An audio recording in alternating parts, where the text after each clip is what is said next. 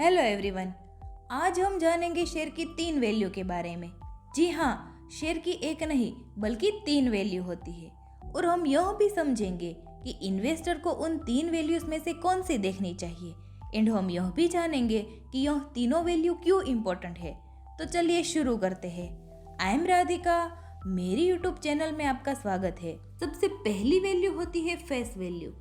इस वैल्यू को हम एक एग्जाम्पल के थ्रू समझते हैं।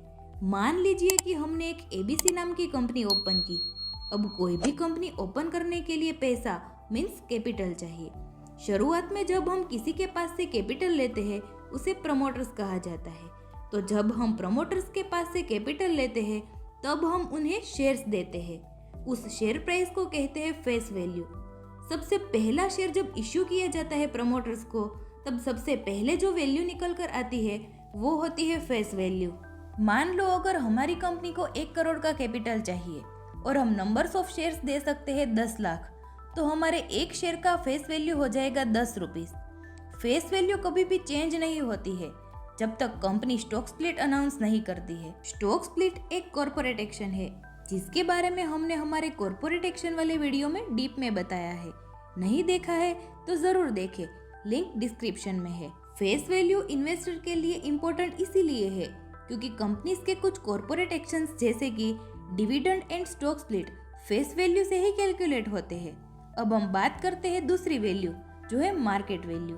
मार्केट वैल्यू वह वैल्यू होती है जिसमें एक शेयर मार्केट में ट्रेड कर रहा होता है, जिसे हम करंट मार्केट प्राइस भी कहते हैं। अब मान लीजिए एबीसी कंपनी का आईपीओ आया और कंपनी ने एक शेयर की इश्यू प्राइस 200 रुपए रखी। फेस वैल्यू 10 रुपीज थी। मीन्स लोगों को यह शेयर 190 के प्रीमियम से इश्यू होंगे।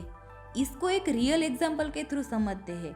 जब आईआरसीटीसी का आईपीओ आया था तब उसकी फेस वैल्यू थी 10 रुपीज बट इश्यू प्राइस था 320 रुपीज।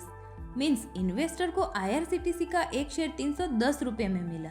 अब आपके दिमाग में यह क्वेश्चन जरूर आया होगा कि शेयर्स इतने प्रीमियम में क्यों लिस्ट होते हैं और हम इतना प्रीमियम पे करने के लिए रेडी क्यों हो जाते हैं। इसको समझने के लिए मैं कंपनी की शुरुआत से लेकर आईपीओ तक की सफर का एक डीप में वीडियो बनाऊंगी। अब हमारी एबीसी कंपनी का आईपीओ आया था 200 रुपीज में और अभी मार्केट में 250 रुपए में ट्रेड कर रहा है, तो यह वैल्यू को मार्केट वैल्यू कहते हैं। तीसरी वैल्यू है बुक वैल्यू।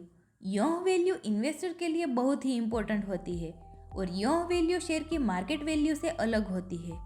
और इस वैल्यू को हम इसीलिए कैलकुलेट करते हैं कि अगर कल को कंपनी बंद हो जाए और बैंकरप्सी होने लगे तो कौन सी ऐसी वैल्यू होगी जिस पे शेयर होल्डर्स को उनका पैसा वापस मिलेगा। इन्वेस्टर को पैसा वापस मिलता है बुक वैल्यू के हिसाब से, ना कि मार्केट वैल्यू के। तो दोस्तों मिलते हैं ऐसे ही एक नए वीडियो के साथ। तो तब तक याद रखिए, grow your money one step at a time.